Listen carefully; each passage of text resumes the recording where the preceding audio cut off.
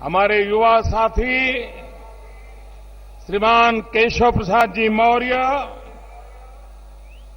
लोकसभा के पालक श्रीमान राकेश वशिष्ठ जी, भाजपा के महानगर अध्यक्ष श्रीमान प्रदीप अग्रहरि जी, वाराणसी कैंट से विधायक श्रीमती ज्योत्सना श्रीवास्तव जी, वाराणसी कैंट विधानसभा संयोजक श्रीमान विद्यासागर राय, वाराणसी कैंट विधानसभा प्रभारी श्रीमान जेपी सिंह, वाराणसी कैंट विधानसभा चुनाव समन्वयक श्रीमान प्रकाश यादव जी, भाजपा के प्रदेश सचिव श्रीमान महेंद्र चंद्र श्रीवास्तव जी, और इस चुनाव में भारतीय जनता पार्टी के उम्मीदवार, उत्तर से उम्मीदवार श्रीमान रविंद्र जायसवाल जी, वाराणसी कैंट से उम्मीदवार श्रीमान सौरभ श्रीवास्तव जी। हर हर महादेव।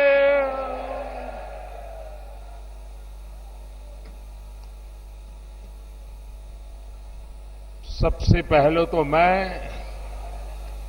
बनारस के लोगों का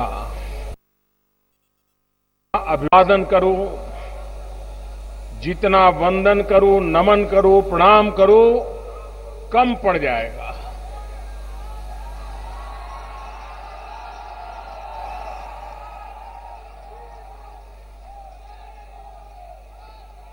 काशीवासियों ने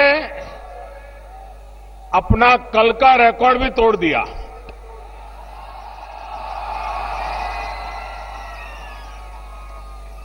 भाइयों बहनों, ये आपका प्यार, आपके आशीर्वाद मुझे आपकी सेवा करने के लिए बहुत बड़ी ताकत देते हैं। आपके लिए जितना करूं कम है। आपकी दी हुई ये शक्ति, आपके आशीर्वाद मुझे काशी की,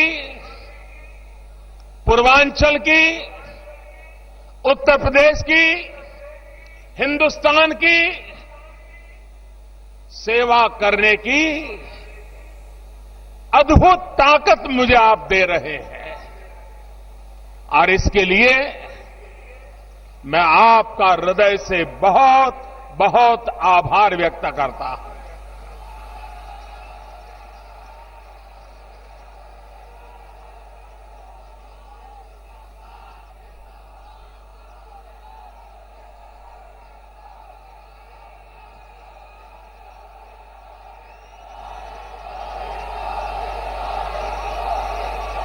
ऐसा जन सैलाब, भाइयों बहनों, यात्राएं निकालने का भी और यात्रा में शरीक होने का भी मुझे बहुत सद्भाग्य मिला है।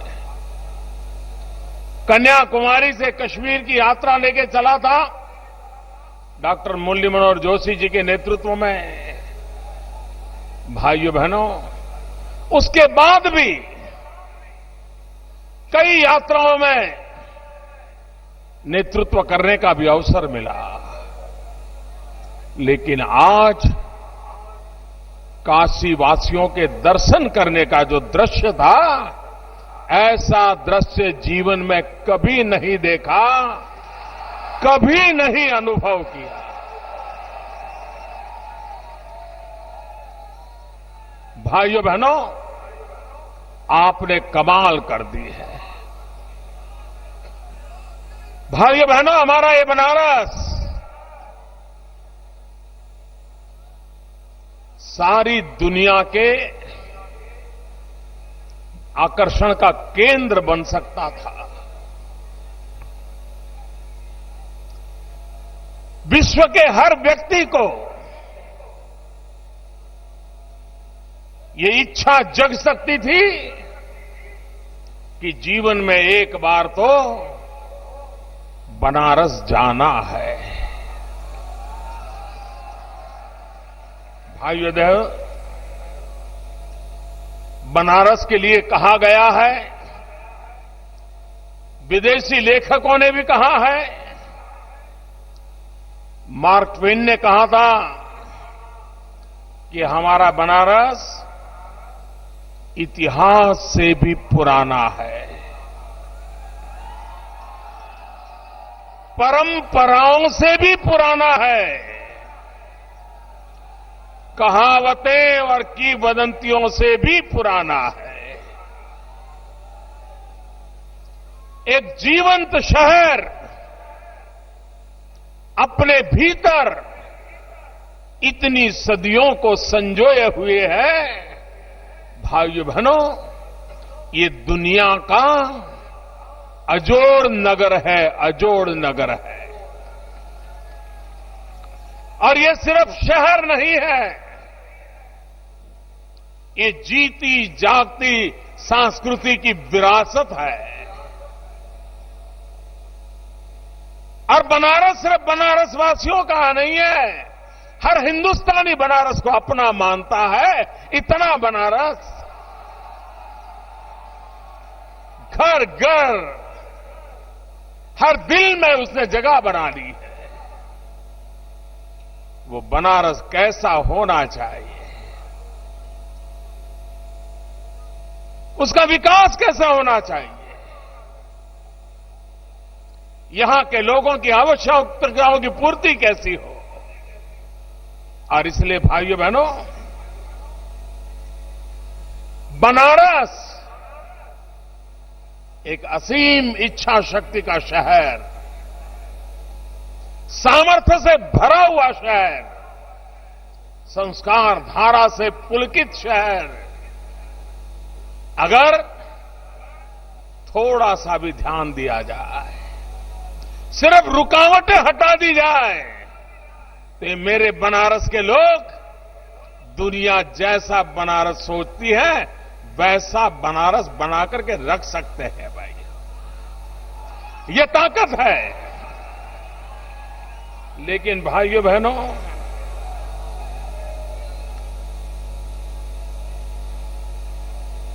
इतनी सरकारें आई और गई, ज्यादा से ज्यादा उन्होंने चुनाव को ध्यान में रखते हुए छोटे मोटे कामों की तरफ नजर रखी। बनारस को छुटपुट काम करने से नहीं चलेगा, इसका पूरा कायाकल्प करने की जरूरत है। बनारस की आत्मा बनी रहे और सुविधाएं आधुनिक बनती चले, ऐसा बनारस बनाने का मेरा सपना है।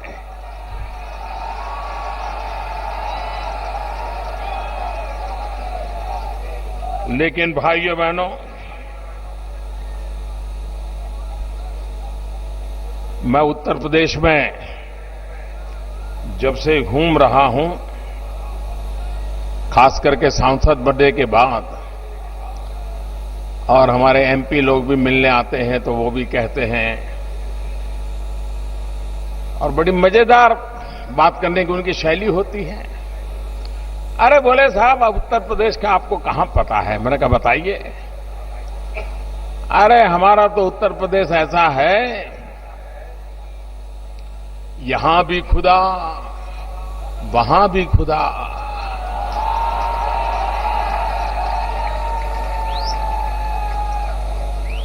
यहां भी खुदा उधर भी खुदा, जहां नहीं खुदा है वहां कल खुदेगा।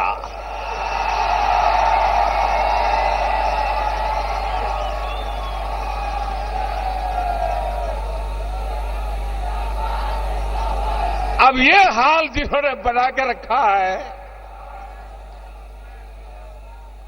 जब ये बनारस में ये जो तारों का झाल है, लटकते रहते हैं तार, उसके कारण बिजली का इतना नुकसान होता है, लोगों का इतना नुकसान होता है, शहर का इतना नुकसान होता है, लाइन लॉस इतना होता है। जब मैंने सब देखा तो मैंने पहली मीटिंग में कहा था ये मैं ठीक करूंगा। अब तक 100 किलोमीटर केबल में डाल चुका हूं, कुल 300 किलोमीटर डालना है। 1/3 काम हुआ है, अभी 2/3 बाकी है। लेकिन ये सरकार ऐसी है, उसको खुशी होनी चाहिए थी कि चलो भाई प्रधानमंत्री इतनी रुचि लेकर के उनके सांसद के नाते ये केबल के लिए इतना पैसा दिल्ली से दे रहे हैं, इतना अच्छा काम हो रहा है। लेकिन केबल डालने के बाद वहां जो रोड ठीक करना चाहिए वो नहीं करते थे। कहीं मोदी को क्रेडिट मिल जाए तो।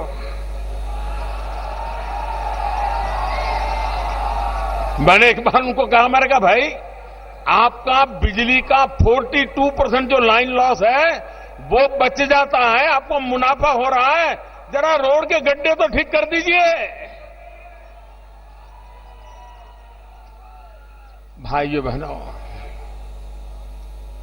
सारा हिसाब किताब ये करने से वोट मिलेगा कि नहीं मिलेगा तो करना। भाइयों बहनों, हम लोगों का मंत्र है सबका साथ, सबका साथ। लेकिन सपा हो, बसपा हो, कांग्रेस हो, उन्होंने जो राजनीति का कल्चर पैदा किया है, परंपरा पैदा की है, इसलिए उनकी रगों में यही विचार दौड़ता है कि कुछ का साथ, कुछ का विकास। कुछ ही लोगों का साथ लेना, चुनाव जीतने के लिए जो जमेला काम आता है उतना ही संभालना, बाकी लोगों का जो होगा तो होगा, परवाह नहीं करना। भाइयों बहनों, लोकतंत्र में सबका साथ, सबका विकास दोनों अनिवार्य होते हैं। अगर साथ नहीं है तो भी नहीं चलता है, विकास में भेदभाव है तो भी नहीं चलता है। आप देखिए, पूरे हिंदुस्तान का मानचित्र, हिंदुस्तान का नक्शा अपनी नजर के सामने लाइए और आप देखेंगे कि हिंदुस्तान में दो सीधे सीधे फर्क नजर आते हैं। पश्चिम किनारा जो हिंदुस्तान का है वहां की हालत और पूर्वी हिंदुस्तान जो है वहां की हालत, ये स्थिति क्यों? पश्चिम में आप देख लीजिए, हरियाणा हो, राजस्थान हो, गुजरात हो, महाराष्ट्र हो, गोवा हो, कर्नाटक हो, केरल हो, सभी राज्य कोई न कोई आर्थिक गतिविधि दिखती है, आर्थिक प्रगति दिखती है। लेकिन इधर हमारा पूर्वी भारत देखिए, पूर्वांचल देखे, पश्चिम बंगाल देखे, असम देखे, नागालैंड देखे, उड़ीसा देखे, सारा हिस्सा वहां जितना विकास होना चाहिए था नहीं हुआ। आप मुझे बताइए भाइयों, अगर ये असंतुलन रहेगा तो देश का भला होगा क्या? होगा क्या? इंसान का शरीर भी देख लीजिए, वजन ठीक हो, ऊंचाई ठीक हो, आंख, कान, नाक सब बहुत बढ़िया हो, लेकिन अगर एक हाथ लकवा मार गया हो तो उस शरीर को कोई तंदुरुस्त शरीर कहता है क्या? कहता है क्या? नहीं कहता है ना। भाइयों बहनों, इस तरह हमारी ये भारत माता, उसका एक अंग अगर विकसित नहीं हुआ है तो मेरी भारत माता विकसित नहीं मानी जाएगी। और इसलिए भाइयों बहनों, मेरा सपना है हमारे पूर्वी हिंदुस्तान को, हमारे पूर्वी उत्तर प्रदेश को, हमारे पूर्वांचल को विकास की उस ऊंचाई पे जितना हो सके उतना जल्दी लाना, ताकि वो पश्चिम की बराबरी में आकर के खड़ा हो जाए, फिर पूरा देश आगे बढ़ने लगे। ये मेरा सपना है। उत्तर प्रदेश को भी अगर पूर्वांचल का विकास सही ढंग से होगा तो उत्तर प्रदेश को भी विकास की यात्रा में हिंदुस्तान में नंबर 1 बनने में कभी देर नहीं लगेगी भाइयों। और इसलिए हम जितनी योजनाएं बना रहे हैं, उन सारी योजनाएं पूर्वी हिंदुस्तान को ताकत देने वाली। ये पूर्वी हिंदुस्तान हमारा, ये हमारा पूर्वांचल, ये हमारा पूर्वी उत्तर प्रदेश ऐसे सामर्थ्यवान लोग हैं, ऐसे संकल्पवान लोग हैं, परिश्रम की पराकाष्ठा करने वाले लोग हैं। यहां पर विपुल मात्रा में प्राकृतिक संपदा है, उपजाऊ भूमि है, औद्योगिक विकास के लिए संभावना है, टूरिज्म के लिए संभावना है, कृषि के लिए संभावना है, सेवा क्षेत्र के लिए संभावना है, सब कुछ है भाइयों बहनों। सिर्फ एक कमी है, सही सरकार नहीं है। अगर सही सरकार होती तो इतनी प्राकृतिक संपदा से भरा हुआ मेरा पूर्वांचल कितना आगे बढ़ जाता भाइयों। अब आप बताइए, एक वो जापानी बुखार पूरे पूर्वांचल के कितने बच्चों को मौत के घाट उतार चुका है जी। भारत सरकार उत्तर प्रदेश की सरकार को बीमार लोगों की सेवा करने के लिए पैसे देती है, लेकिन मुझे दुख के साथ कहना चाहिए कि भाइयों बहनों, सरकार जो पैसे दे रही है उसका उपयोग करने की भी इनमें हैसियत नहीं है। हां, एक तकलीफ जरूर है कि मैं हिसाब मांगता हूं, इतना ले गए, इतना हिसाब ले आओ और दूसरा ले जाओ। और दिक्कत है, न हिसाब रखते हैं, न हिसाब देते हैं, और रखने जैसा होगा तो रखेंगे ना। कुछ इधर उधर की बात होगी तो कैसे रखेंगे।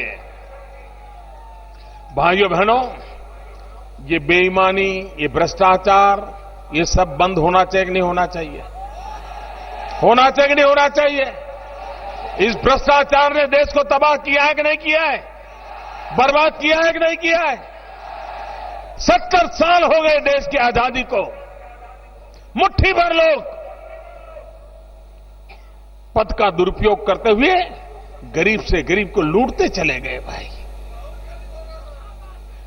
एक पुलिस थाने में बैठा हुआ हवालदार अगर किसी से 100 रुपया लेता है तो लेने वालों को क्या कहता है? मुझे ऊपर देना पड़ता है।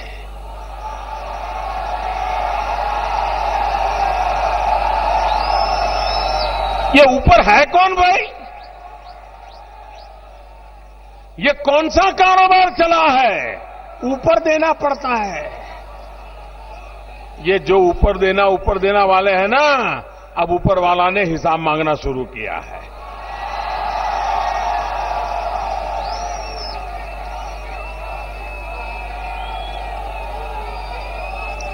आप मुझे बताइए, ये हमारे समाजवादी, बहुजन समाज और कांग्रेस, सपा, बसपा और कांग्रेस, ये हमेशा एक दूसरे के खिलाफ बोलते कि नहीं बोलते हैं?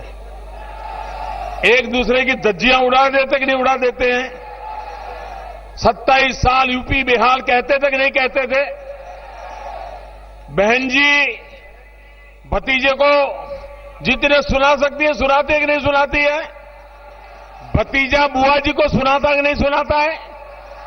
रोज तू मैं चलती है कि नहीं चलती है? लेकिन एक बात पर ये तीनों इकट्ठे हो गए, तीनों इकट्ठे हो गए जब 8 नवंबर रात को 8 बजे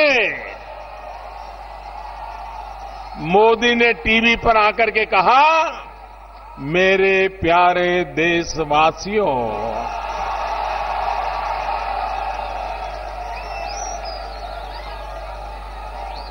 उसमें ऐसी ताकत थी, ये सब इकट्ठे हो गए।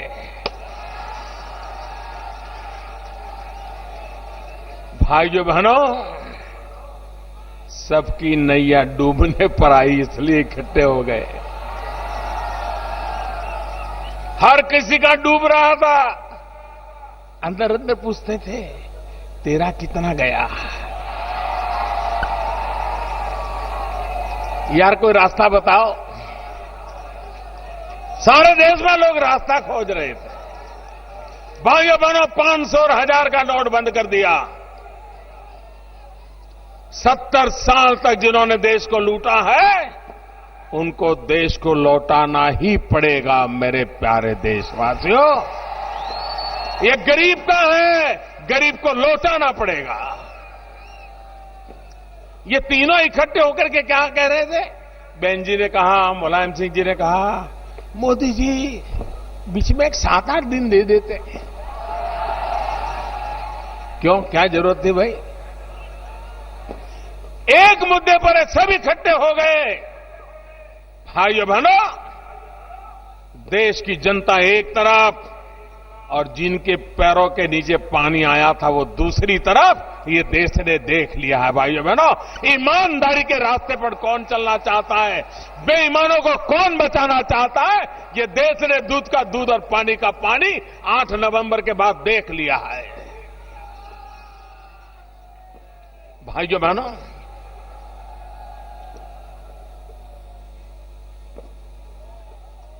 कुछ लोग भ्रम फैलाते हैं, छोटे छोटे व्यापारियों को तकलीफ होगी, इनकम टैक्स वाले अब परेशान करेंगे। मैं सब ईमानदार लोगों को कहना चाहता हूं, अब इस सरकार में ईमानदार को परेशान करने की कोई हिम्मत नहीं करेगा। ये मैं आपको कहने आया। अब देश में ईमानदार का सम्मान होगा, इस देश में ईमानदार का स्वागत होगा, इस देश में ईमानदार का जय जयकार होगा। ये वक्त आ चुका है भाइयों बहनों। और व्यापारियों से भी मेरा कोई झगड़ा नहीं है। मान लीजिए कोई व्यापारी होगा, ज्यादा से ज्यादा क्या करता होगा, 100 रुपये का माल 110 में बेच देता होगा, कभी मौका पड़ गया तो 120 में बेच देता होगा।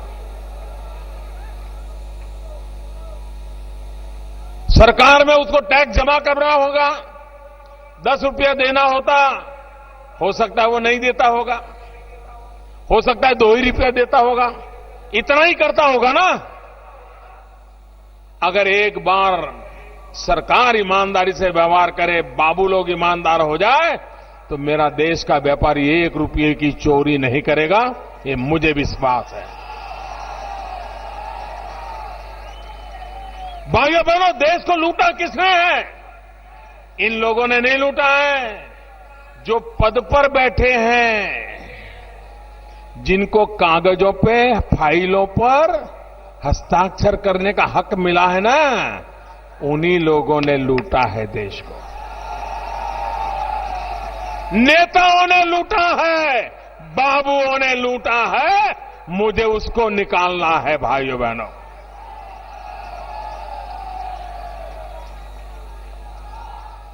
और इसलिए छोटे लोगों को परेशानी नहीं होने दूंगा, लेकिन लुटेरों को नहीं छोड़ूंगा, ये पक्का है। और आप लोगों ने मुझे जो चलता था वैसा ही चलाने के लिए भेजा है क्या? वैसा ही चलाने के लिए भेजा है क्या? ठीक ठाक करने के लिए भेजा है कि नहीं भेजा है? अरे मां गंगा ने भेजा है तो कुछ दमदम के साथ भेजा है ना। और इसलिए भाइयों बहनों, इस धरती ने मुझे जो ताकत दी है, जिसमें ईमानदारी भरी पड़ी है, मैं उसे करके रहूंगा, मैं कहना चाहता हूं। 2014 में जब मैं यहां बनारस आया चुनाव लड़ने के लिए, आप में से लोग शायद मेरा नाम जानते होंगे, कभी टीवी पर चेहरा देखा होगा, लेकिन आप लोगों ने मुझे जो प्यार दिया, एक बार भी मैं चुनाव प्रचार नहीं कर पाया था, सिर्फ नामांकन भरने आया था, उसके बावजूद भी बनास के लोगों ने मुझे जितना प्यार दिया, मैं कभी भूल नहीं सकता भाई। और बनारस चुनाव के लिए जब मैं आया था, उस समय के जरा अखबार याद कर लीजिए। 2013, 2014, 2012 जरा अखबार देख लीजिए। अखबार में क्या आता था? अखबार में हेडलाइन आती थी, हर रोज हेडलाइन आती थी, आज कॉमनवेल्थ गेम का घोटाला, इतने गए, आज 2G का घोटाला, इतने रुपये गए, आज कोयले का घोटाला, इतने रुपये गए, आज पनडुब्बी का घोटाला, इतने रुपये गए, आज हेलीकॉप्टर का घोटाला, इतने रुपये कितने गए, यही आता था ना। कोई कहता था 1 लाख करोड़, कोई कहता था 2 लाख करोड़, कोई कहता था 3 लाख करोड़, रोज खबर आती थी, गए गए गए। आज मोदी को लोग क्या पूछते हैं? मोदी को लोग पूछते हैं, मोदी जी अरे ये तो बताओ कितने आए?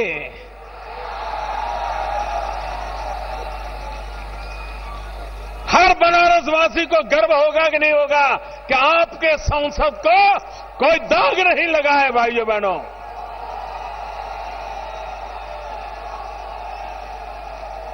और लोग हिसाब मांगते थे, मांग रहे, मोदी जी गया वो जमाना जब जाता ही जाता था, अब आप आए हैं, अरे जरा बताओ कितना वापस आया। भाइयों बहनों, देश में पहली सरकार ऐसी आई है जिससे लोग भरोसा करते हैं कि हां ये लाके रहेगा।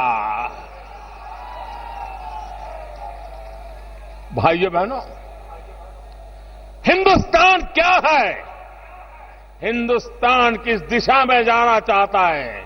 125 करोड़ देशवासियों की ताकत क्या होती है, वो दुनिया को भली भांति समझ आ गया है। लेकिन कुछ लोगों को नहीं आता है, कुछ लोगों को समझना ही नहीं है, देखना ही नहीं है। आपने देखा होगा,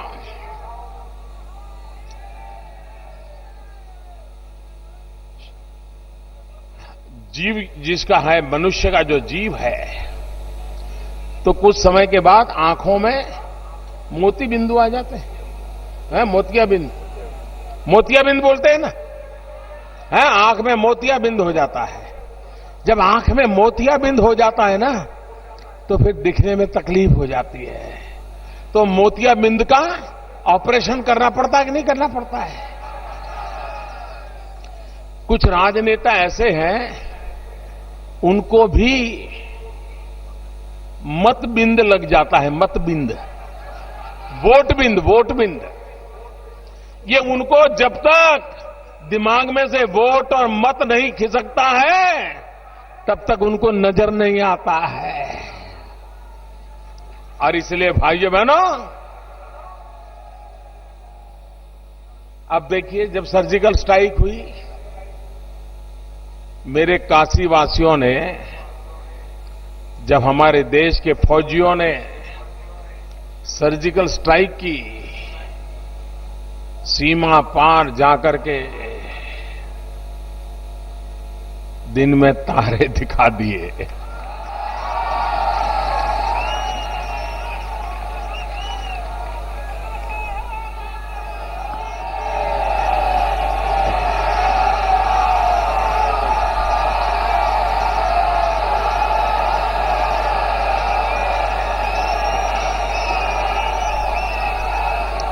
दुश्मन के कैंप में जाकर के हमारे फौज उनको मार करके लौट आए, और सूरज उगने से पहले आकर के उन्होंने खबर दी कि ऑपरेशन सफल हुआ है। भाइयों बहनों, देश की सेना के जवान मौत को मुट्ठी में लेकर के दुश्मन के छक्के छुड़ाने के लिए गए थे। उनके दिल दिमाग में यही विश्वास था कि मां भारती को तबाह करने पर तुले हुए लोगों को हम तबाह करके रहेंगे, हम रहे या न रहे उनको नहीं छोड़ेंगे, इस मिजाज से गए थे। लेकिन फौज का प्लानिंग इतना परफेक्ट था, हमला इतना तेज था कि दुश्मन जग ही नहीं पाया, खात्मा हो गया।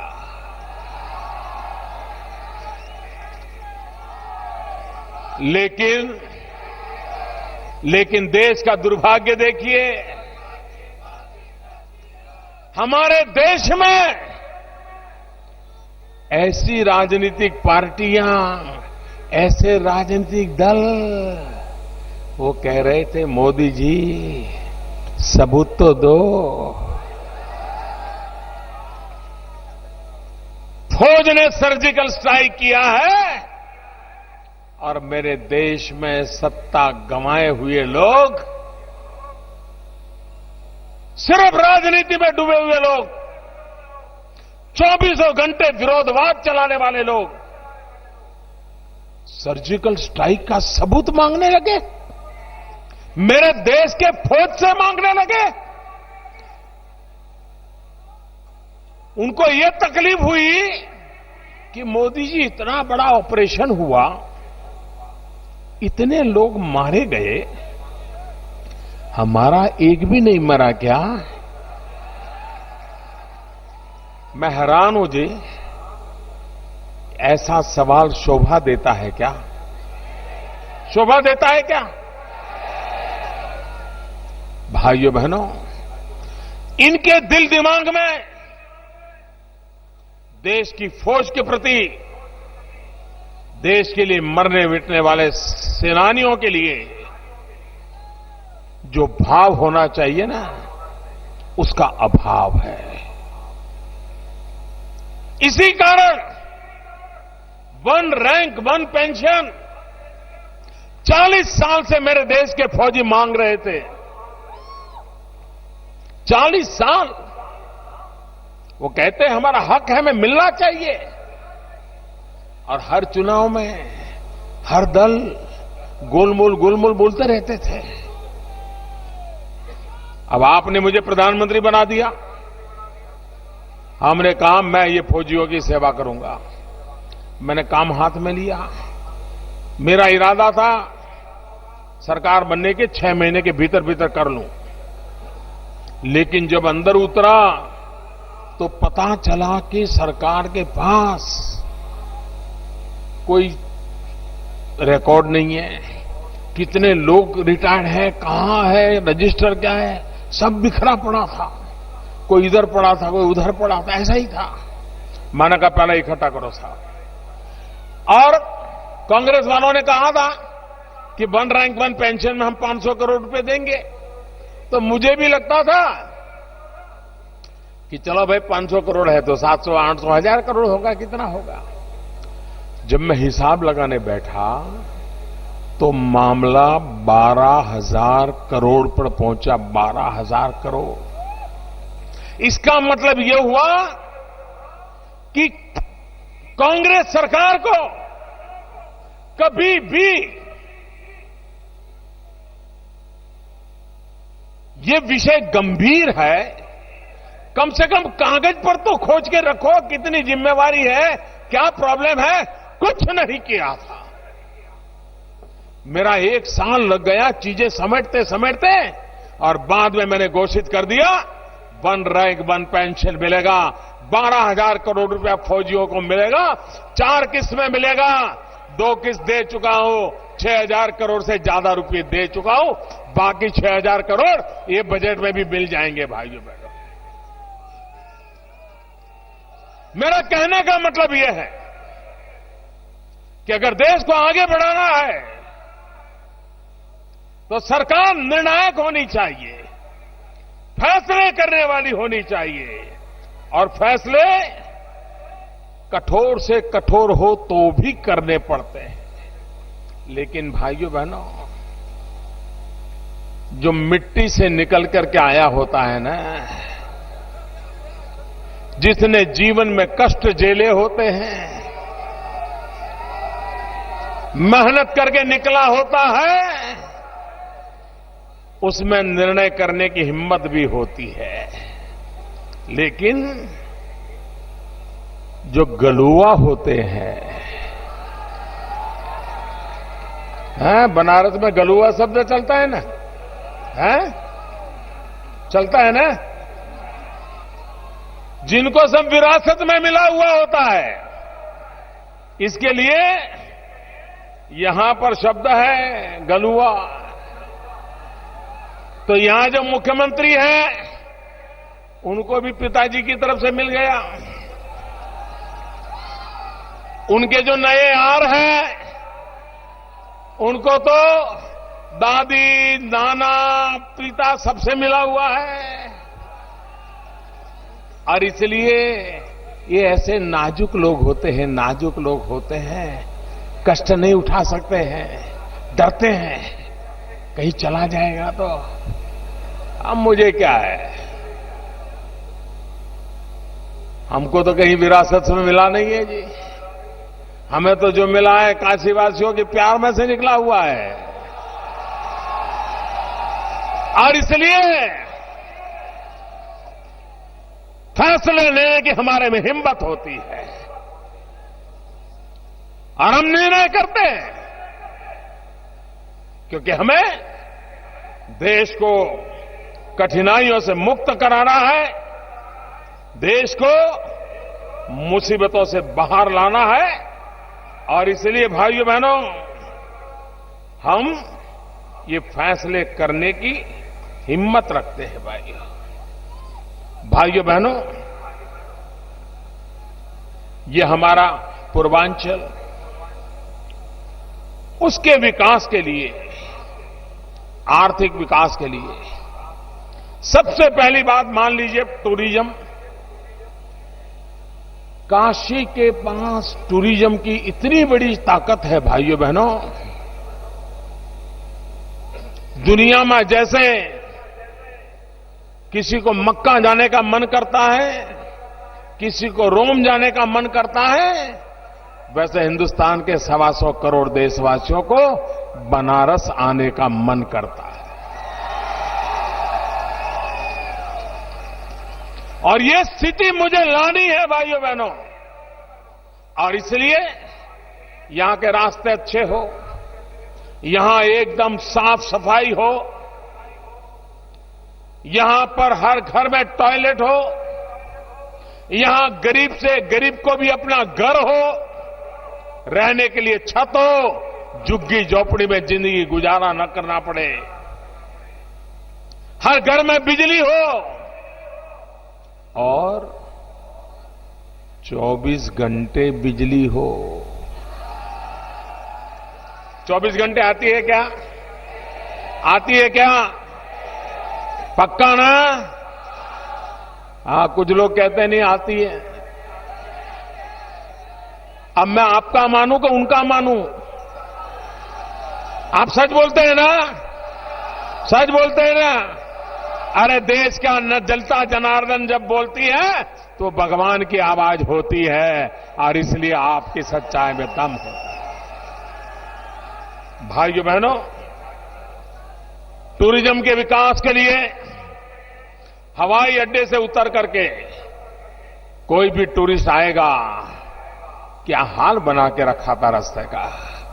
भाइयों बहनों, हवाई अड्डे से काशी तक आने का रास्ता काफी मात्रा में सुधरा है कि नहीं है? और ज्यादा सुधर रहा है कि नहीं सुधर रहा है? आपको दिखता है क्या? दिखता है क्या? सपा वालों को नहीं दिखता है, आपको दिखता है। अगर जिनको रोड नहीं दिखता है तो उनको देश के जीवन में बदलाव कहां से दिखेगा? भाइयों बहनों, भाइयों बहनों,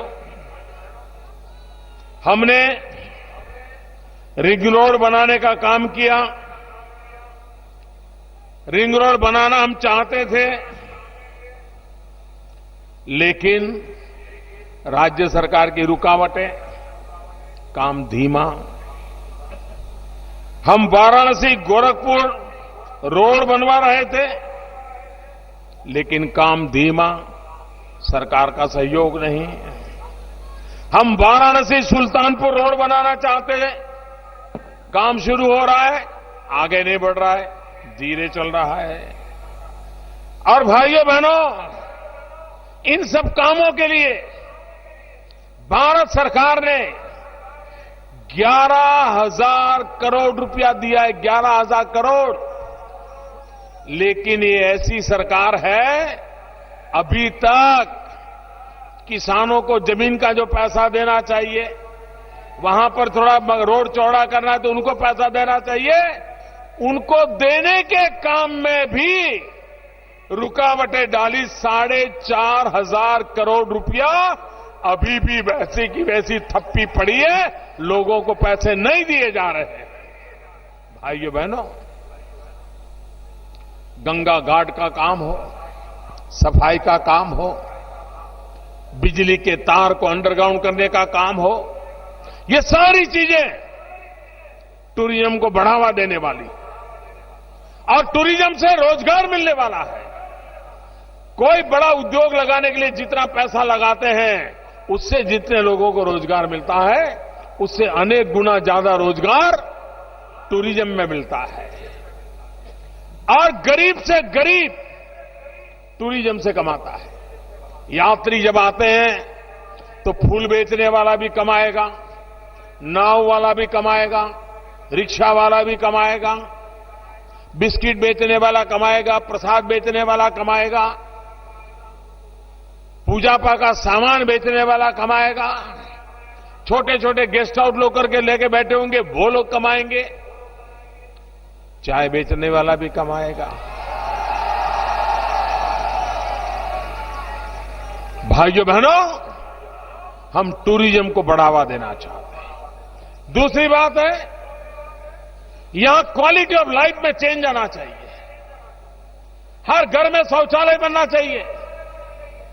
भाइयों बहनों, हमने योजना बनाई है 2022 तक हिंदुस्तान में कोई परिवार ऐसा न हो जिसके पास रहने के लिए अपना घर न हो। गरीब से गरीब को भी रहने के लिए घर मिलना चाहिए कि नहीं मिलना चाहिए। इतना काम तो सरकार ने करना चाहिए कि नहीं करना चाहिए।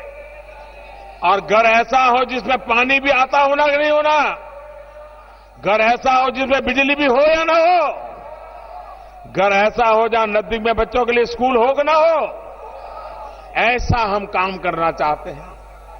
हमने उत्तर प्रदेश सरकार को कहा कि आपके यहां शहरों में 30 लाख परिवारों को घर की जरूरत है, घर नहीं है। भारत सरकार पैसा देने को तैयार है। आप हमें लिस्ट बना करके दे दीजिए, अर्जियां दे दीजिए। हमारे शहरी विकास मंत्री को बार बार चिट्ठी लिखनी पड़ी, सचिव को चिट्ठी लिखनी पड़ी, लेकिन ये ऐसी सोई पड़ी सरकार थी, ऐसी सोई पड़ी सरकार थी। कौन गरीब है जिसको घर नहीं है? भारत सरकार जो घर देने वाली उसको मिलना चाहिए।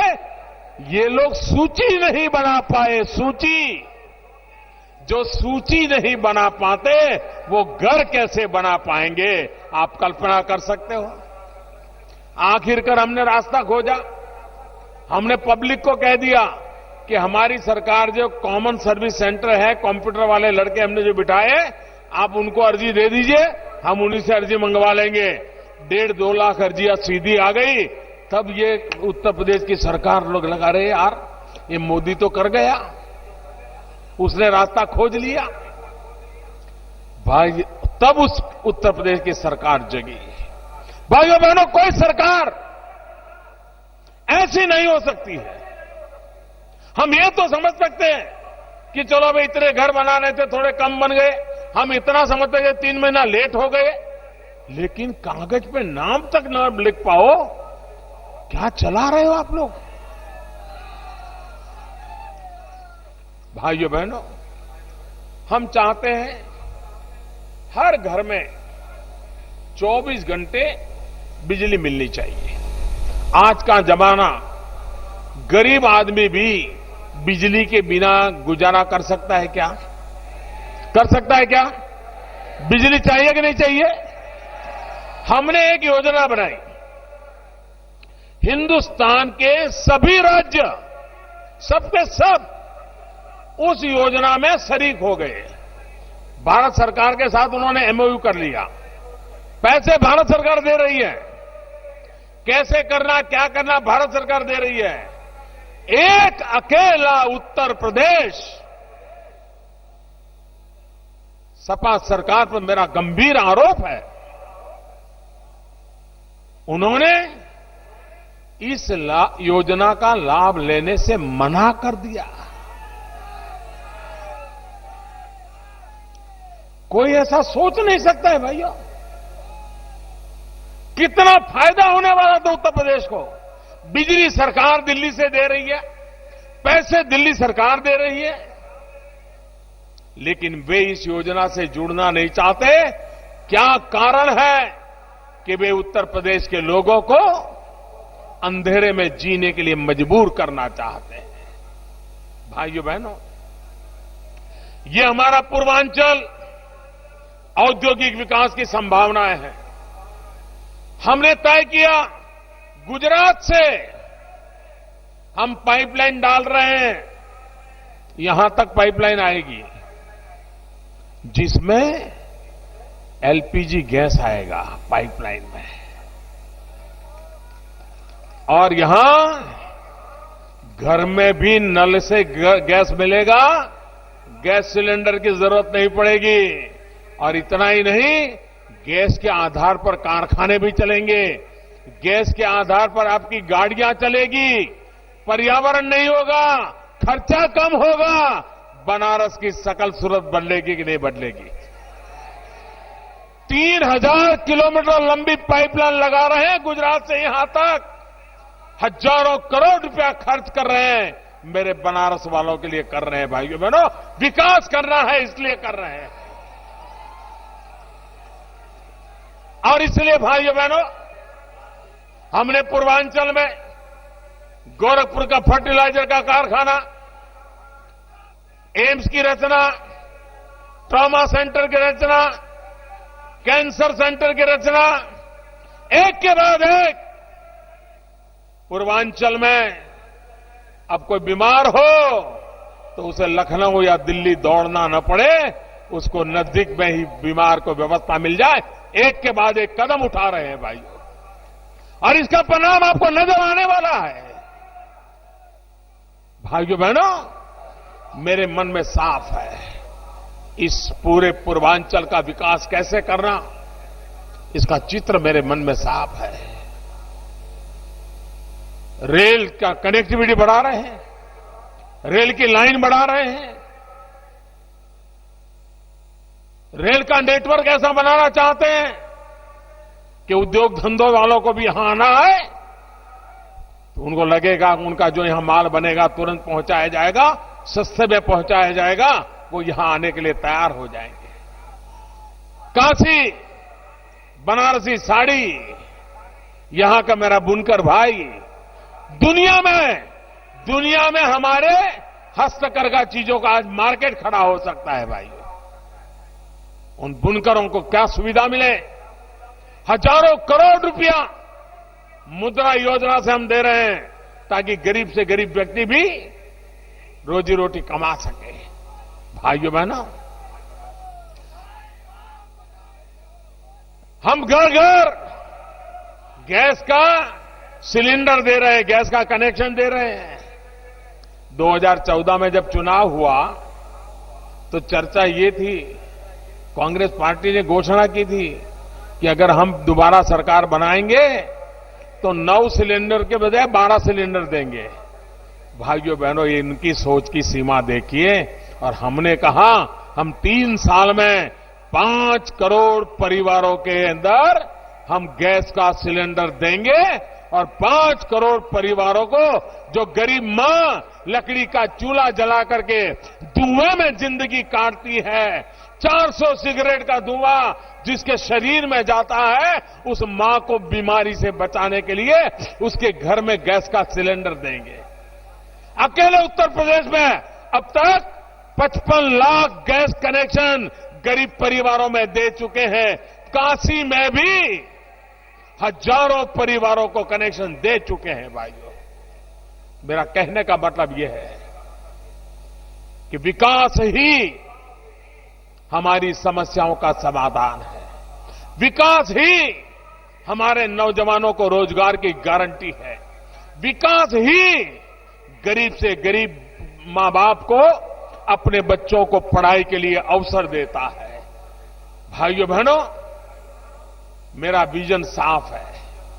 हम चाहते हैं किसान को सिंचाई, बच्चों को पढ़ाई, युवा को कमाई और बुजुर्गों को दवाई, इसमें कोई कमी नहीं रहनी चाहिए।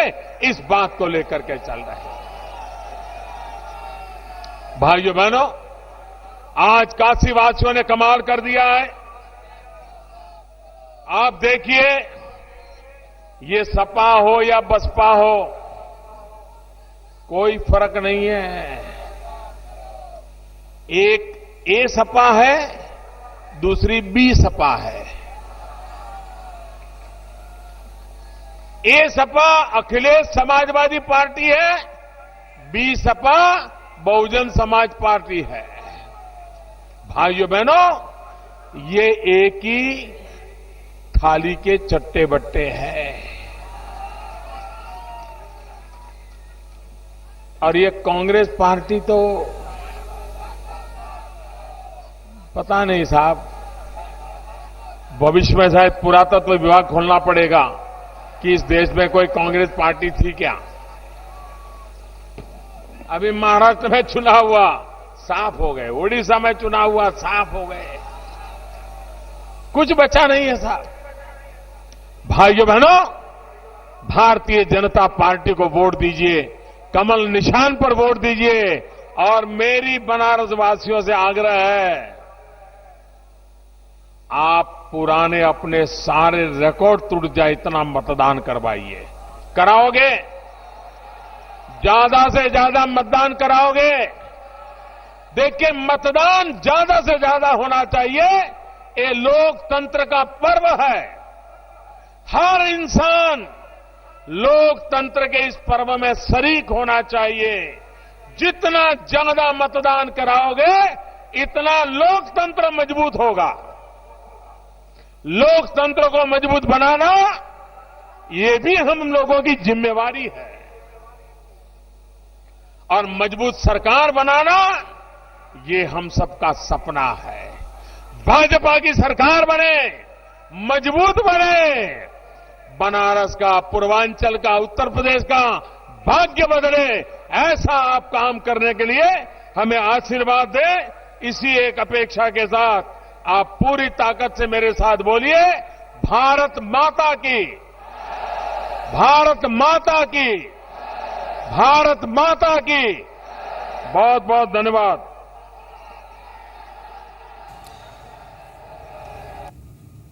तो प्रधानमंत्री नरेंद्र मोदी आज मेगा रोड शो के बाद काशी विद्यापीठ में बोल रहे थे। उन्होंने तमाम मुद्दों को टच किया, खासतौर पर विपक्ष पर उन्होंने जमकर निशाना साधा और अखिलेश और राहुल के बारे में कहा कि उन्हें जो कुछ मिला है सब विरासत में मिला है। बीएसपी और एसपी को उन्होंने एक थाली के चट्टे बट्टे बताया और कांग्रेस के लिए तो उन्होंने कहा कि आने वाले समय में शायद पुरातत्व विभाग को ढूंढना पड़ेगा कि कांग्रेस नाम की कोई पार्टी होती थी या नहीं होती थी।